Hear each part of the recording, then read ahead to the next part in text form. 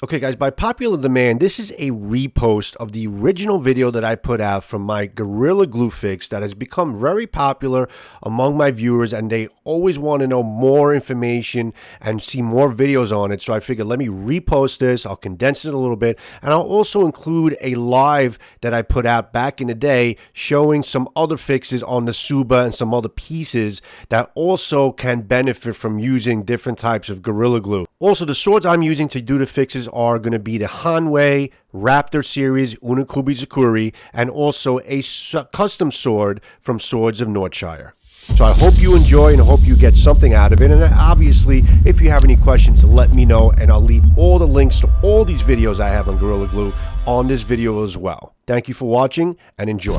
Bringing you guys here today to tell you about a sword fix that I discovered with couple swords back, and I've been using it with so many different things.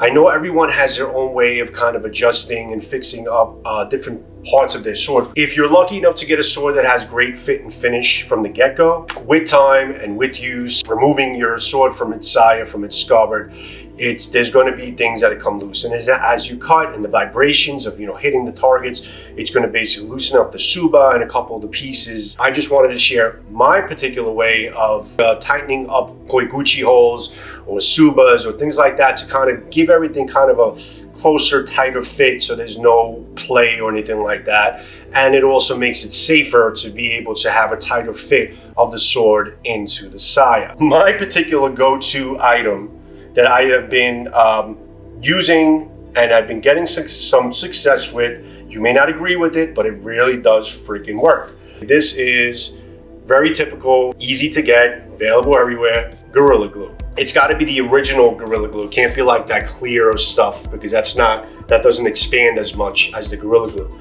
So now what I did first with this Gorilla Glue, now if you notice the sword in back of me, this is a sword from Swords of Northshire, okay? Clearly one of my favorite swords.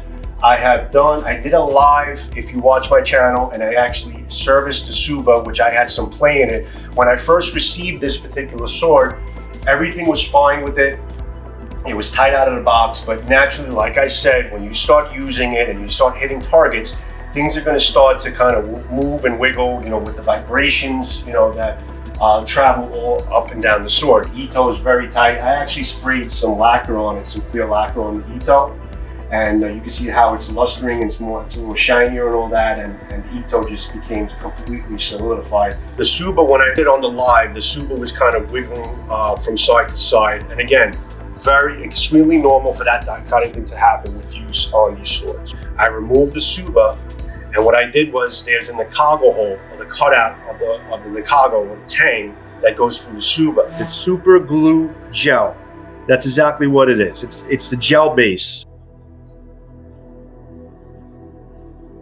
So guys, I put the glue on one side, and I'm kind of just manually with the wood, the chopstick, I'm kind of just like spreading it out a little bit.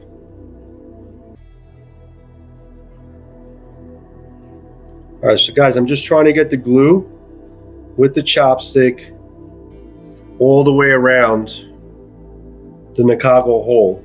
So that's basically what I did. I don't know if it's hard for you to see it, but I put some of that glue all around the hole. Now, when this thing dries, it is going to expand a little bit as it dries, and it's going to become really, really solid. So honestly, there's not really much more I can do other than kind of waiting for this thing to dry. And what Gorilla Glue does is, when it dries, which if you guys have ever used Gorilla Glue, you know what the hell I'm talking about.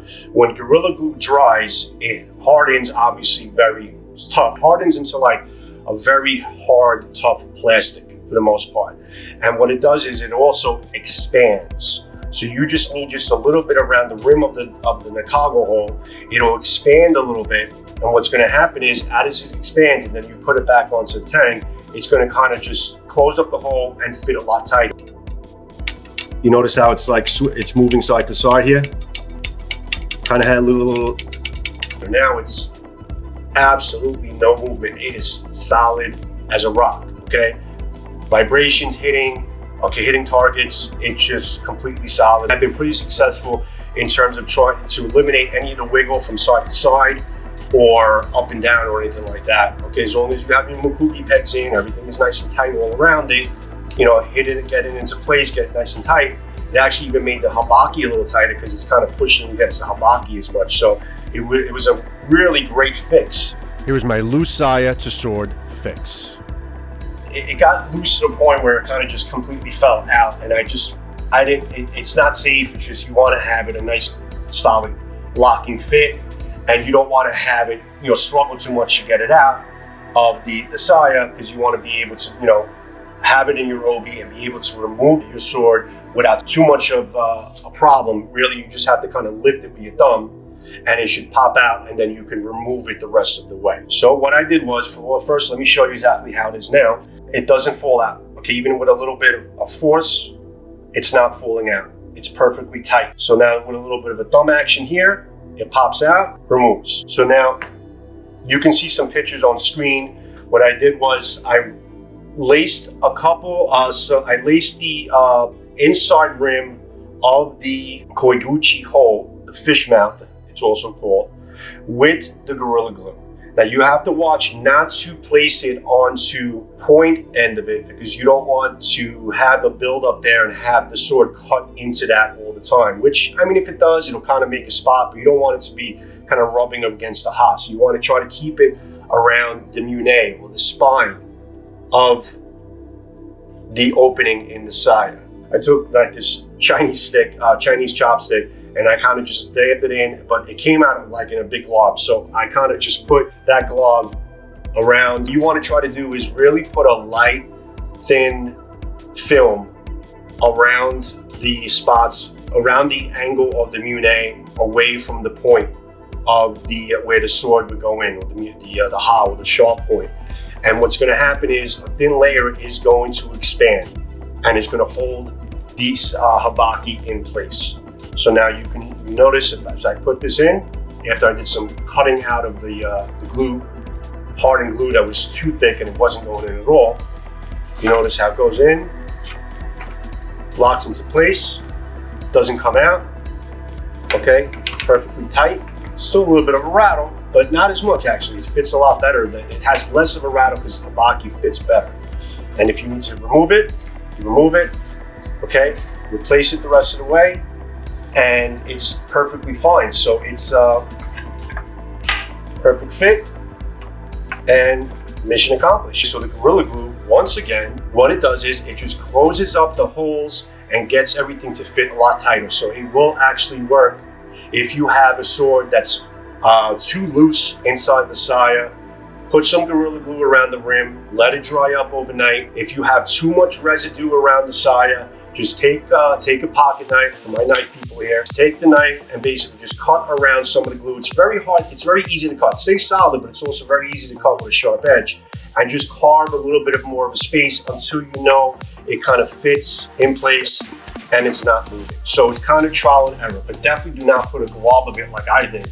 A thin film will probably be fine, and it'll probably be enough where you don't really have to cut some out. It's a really good option as a fix to tighten up even the seppas. Or I haven't used it on a habaki yet, I'm kind of afraid to, but I think I may try it one day and use it on the inside of a habaki to see if it fits onto the sword a little bit better. But I wouldn't recommend that right away, but more for the suba and the seppas, anything that you need to get a tighter fit around the kago.